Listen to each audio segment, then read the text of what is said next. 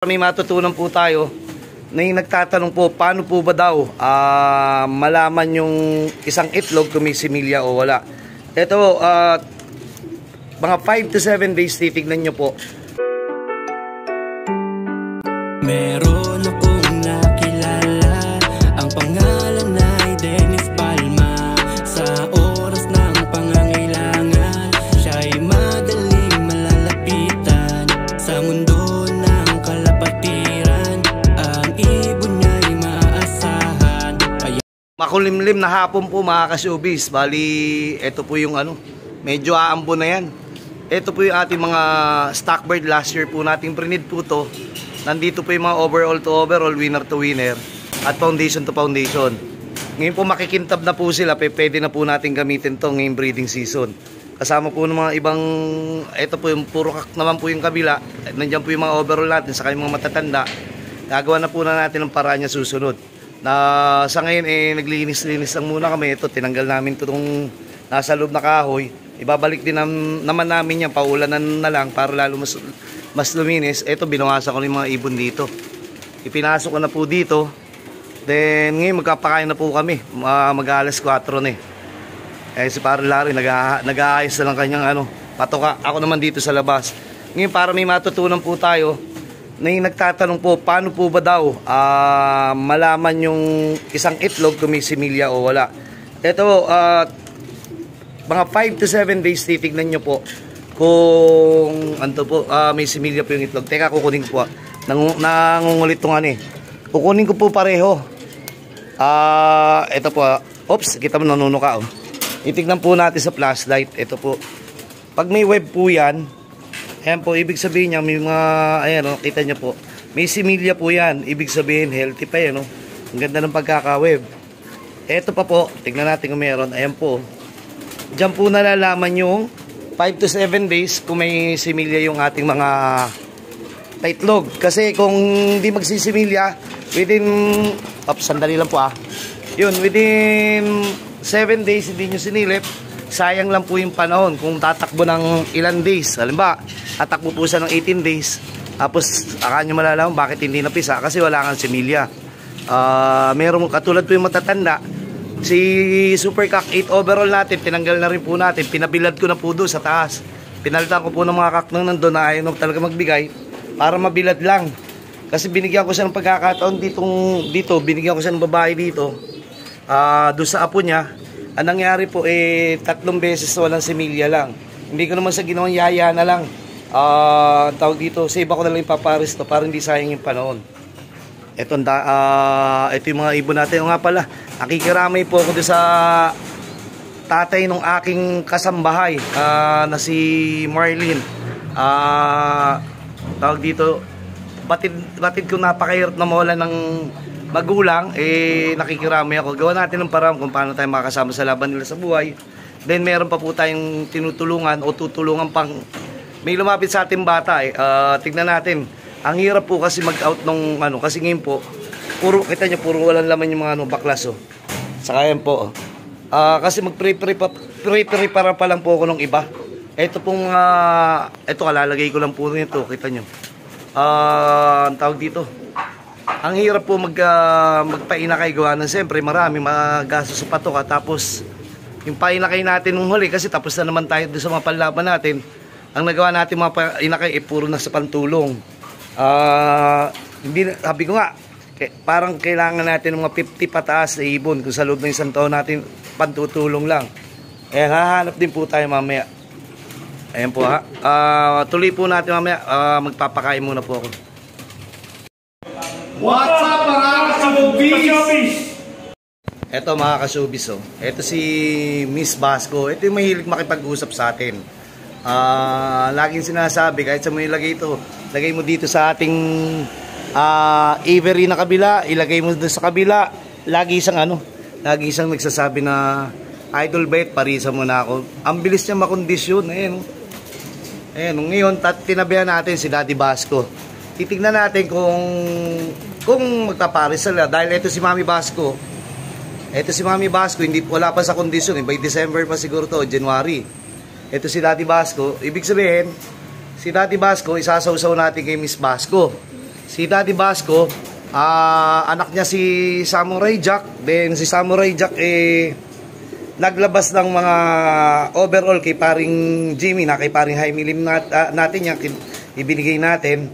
Then doon sa paring Rita natin, naglabas ng MacArthur, yung anak ng kapatid ng Basco champion. Naglabas din ng Calbayo Glove champion. Then tatlo lang din silang pumarte 2023 sa COA. Mga dugong Basco rin yun. Then yung anak din ni Mami Basco sa ni Daddy Basco na isa, yung may white flight, si Calbayog 17, Cal 17 tawag natin sa kanya, naglabas din ng second overall, fourth overall ng Basco. Then noong 2022, tawag dito yung anak din ni Mami Basco, Daddy Basco, naglabas din ng Dokila Tulume ng Basco Batanes din. Sumatotal, Mapa MacArthur, Mapa Basco, Mapa Katbalogan o Tacloban, kaya nung pamilya nila.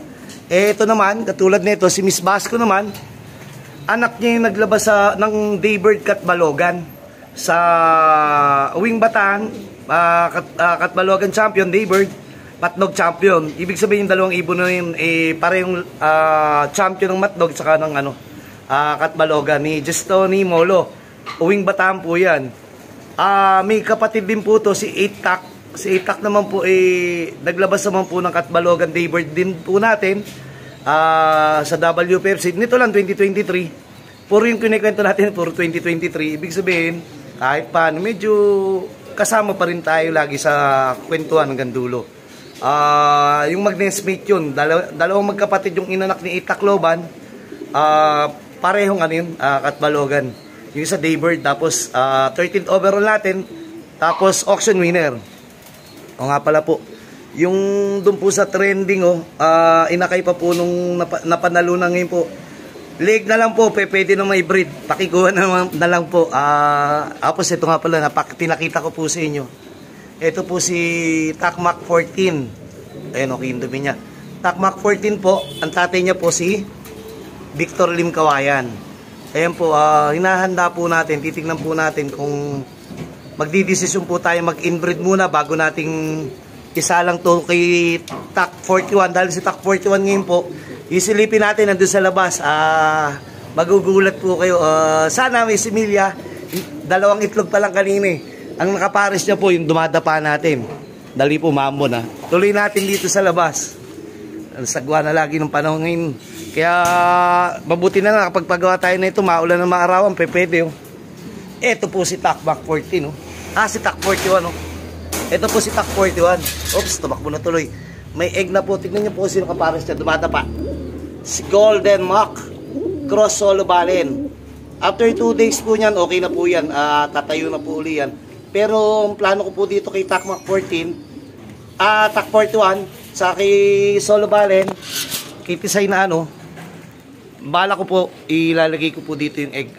Ipayayaya ko na lang po. Then, papahinga ko na po uli si Golden Mac para December na uli. Kasi nga, hindi naman natin kinukuhanan talaga ng regular na dire-diretso. Siyempre, nangihinayang din po ako, mahirap na. Hindi na po tayo makakakuha po ng ganyan. Ibig sabihin, kay Jutsi po galing yan. Meron po recently, nakuha tayo, kapatid niya po. Kay kay Solo Balen, pero hindi kay Golden Mac. Nakakross doon naman kay King Jude. Na naglabas din po ng 2K winner sa PHA. Ito nga rin pala po, pwede pong pakikuha na rin po. Ito naman po sa pagtulong. Yung isa po dito, dahil yung isa po nito ay akin. Yung isang young bird po nito, pakikuha naman po. PM nyo lang po ako. Pwede naman pong ipakuha. Then, yung dalawa din dyan po, gaya ng sinabi ko, pwede na rin po ipakuha. Yung pinalambing tulong natin. At maghahanap pa po tayo dito. Siguro parang ganito na lang. Ang hirap kasi maghanap. Minsan kasi katulad yan. Sabihin ko dito may isang young bird nito. Biglang namili. Gusto niya yung brown. Nangyari nabuhay lang yung kulay blue bar o dark checkered. Ang nangyari, ayun niya na. Iba balik na lang yung pera. Di kawawa naman si Bait. Dahil biro niya yung ibon, yung pera hindi naman sa akin po napapunte. Doon po napapunta sa atin tutulungan, di ba? Tama po ba? Kayo po yung direkta nagpadala doon. Then, pinangako ko po yung ibon. Nagkataong disgrasya yung brown. sabi ko po, pwede po ba yung kapalit na lang yung kapatid kasi hindi po brown.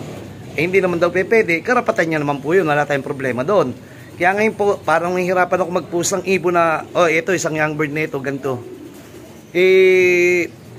Luging-lugi si Bite kasi nga, paano nga po yung katulad na karan, sir, pwede ba isoli mo na lang yung pera ko? Wala akong magagawa. Request niya yun, karapatan niya yun. Ang problema, kanino pa ba napapunta yung pera, di ba, doon sa tinulungan natin? Kaya siguro po ngayon, gagawin po natin dito, pagka yung magdo-donate po tayo, isang young bird na lang para at least, ako pipili, then pagpili ko, okay, pupost ko kung ano, kasi minsan, pag pinost ko yung isa, makukuha yung isa rin. Kaya, may hirap pagka na-disgrasya isa, kaya, hanggat maaari, alam ka naman magbigay ako yung mga stock bird ko, katulad nyo, matatanda na, hindi naman pwede dahil ako nagagamit po niyan eh. Young bird lang po talaga. Basta mamaya po, hanap po ko nung para po doon sa may patay at doon sa dalawang batang tutulungan. Sige po.